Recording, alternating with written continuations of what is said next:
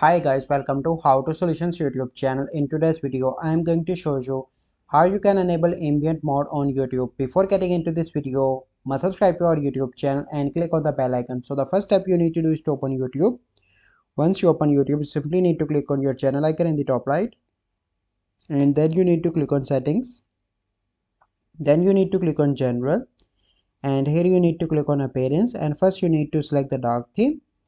Once you select it, you simply need to go back and you need to search for the any video. So I'm going to search for the video.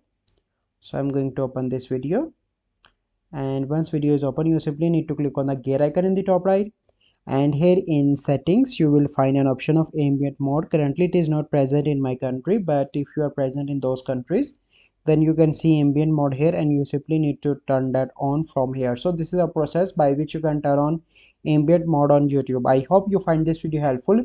If you find this video helpful, must like this video, subscribe to our YouTube channel for future videos. We'll see you in the next video. Thank you. Have a good day.